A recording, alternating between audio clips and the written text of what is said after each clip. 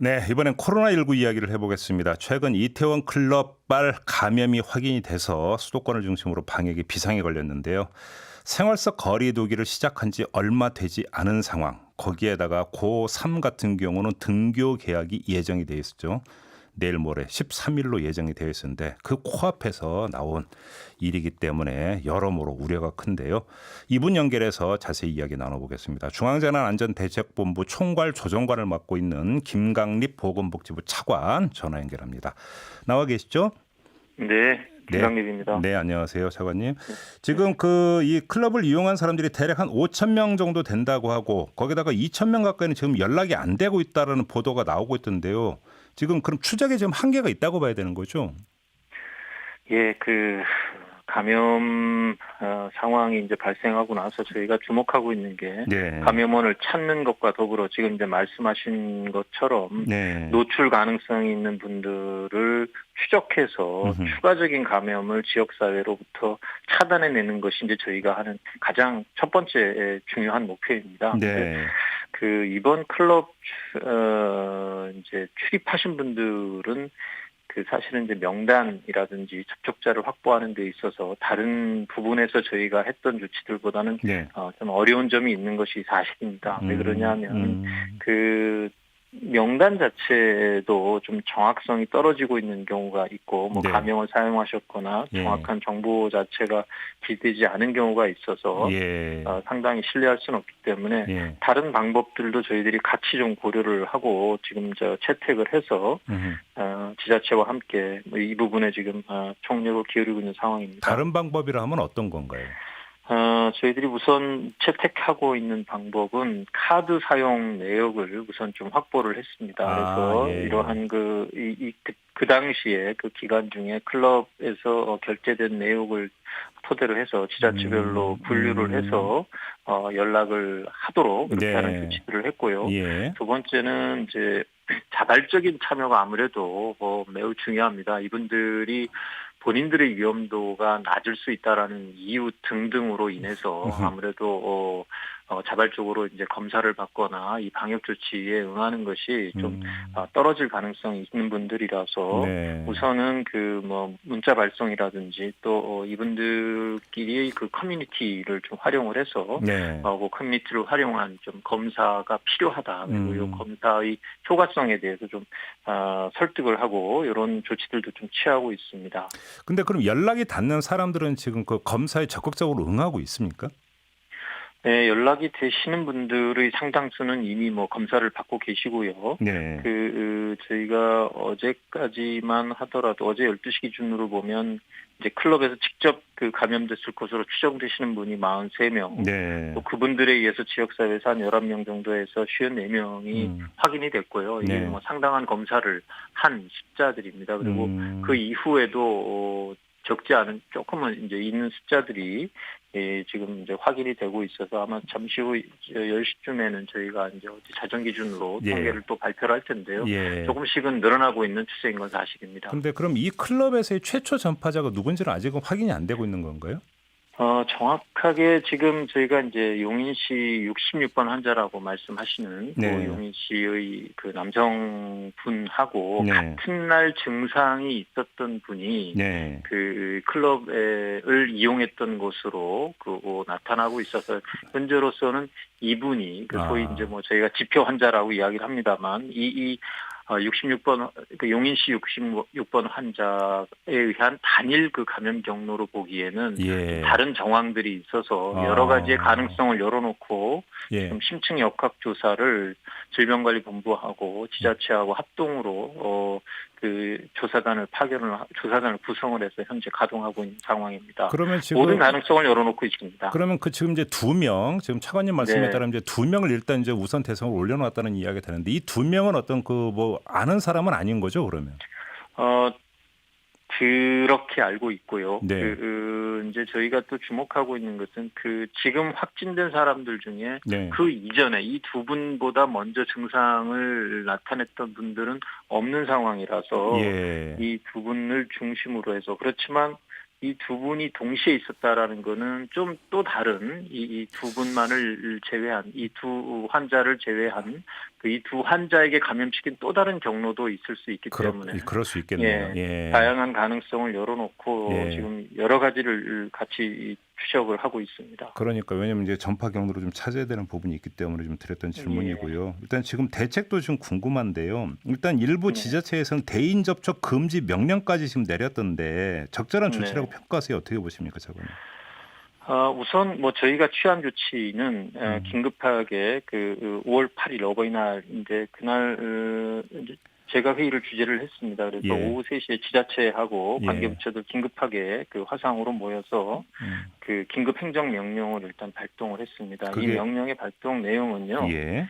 그 일단 그 이런 유흥주점 콜라텍 클럽과 같은 그런 위험도가 높은 유흥 시설에 대해서 예. 일단 운영을 자제하라고 권고를 하고 네. 만약에 운영을 할 경우에는 방역 수칙을 철저히 준수해야 한다. 그리고 이 방역 수칙은 종전의 수칙보다는 몇 가지 부분에서 좀 더 강화가 됐습니다. 네. 그 내용 중에 하나가 이제 신분증 확인을 통해서 출입자 명단을 정확하게 작성을 하라라는 게 들어 있고요. 네. 그 실내에 들어온 이후에도 마스크를 뭐 음식물을 먹는 등의 예외적 사유를 빼고는 원칙적으로 계속 착용해라. 네. 이번의 사례에서도 밖에서 기다리는 동안은 마스크를 잘 쓰시다가 안에 들어와서 안 썼다라는 이제 그 진술들이 있지 않았습니까? 네, 그래서 네, 네.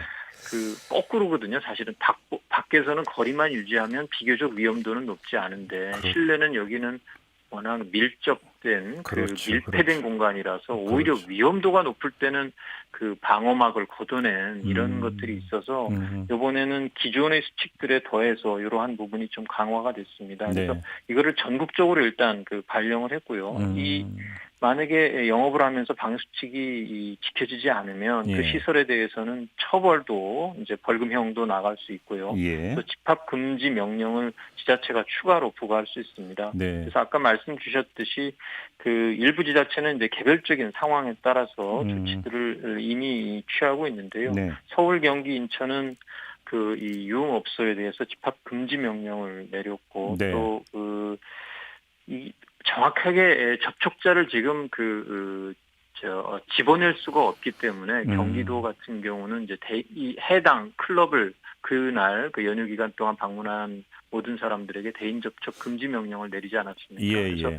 이러한 것들은 이제 지자체별로 이러한 상황들에 따라서 그 필요하기도 하고 또 불가피한 또 경우도 있었다라고 생각을 합니다. 차관님 근데요, 그 현실적으로 네. 이제 어떤 행정 명령을 내리는데 이제 근거가 있어야 된다는 점은 충분히 고려를 해야 된다고는 생각을 하지만 현실적으로 해서 클럽이라고 하는 장소의 특성을 고려를 할 때 과연 방역 수칙 준수라고 하는 게 얼마나 지켜질 수 있을까? 솔직히 좀 물음표가 찍히는 게 그러니까 그 뭐 클럽이라고 하는 그러니까 가는 주된 목적이란 건 뻔한 것 아니겠습니까? 그런 상태에서 마스크를 써야 된다, 거리를 둬야 된다라고 하는 게 과연 제대로 지켜줄 수 있을까? 솔직히 의아하거든요.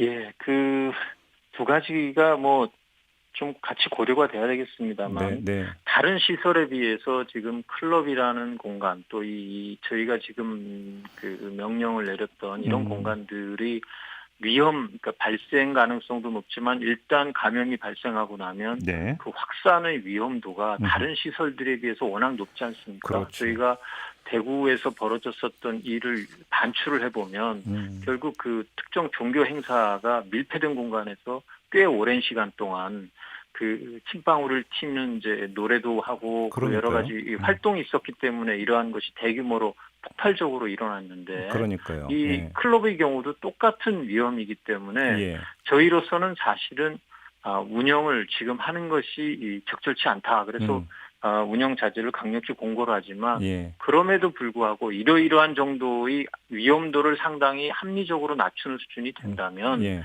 그렇다면 그런 조건을 충족시킨다면 영업을 해도 된다라는 의미이기 때문에 사실상은 그 조건이 충족시킬 수 있는 요건이 안 된다면 영업을 안 하는 것이 맞다라는 뜻입니다. 지금 보도에 따르면 뭐 이 클럽만이 아니라 실내 포차 이런 쪽으로 오히려 또 이제 사람들이 몰린다는 보도가 있지 않았습니까? 그러니까 예. 결국은 여기서 그러니까 그 자제를 권하면 이쪽으로 또 몰리는 이것도 뭐 풍선 효과라고 봐야 될지는 모르겠습니다. 이런 현상들이 이제 반복이 된다면 네. 정말로 어떤 노력에도 불구하고 그걸 한계가 있는 거 아니냐라는 이야기로 연결이 될 수밖에 없을 것 같은데요.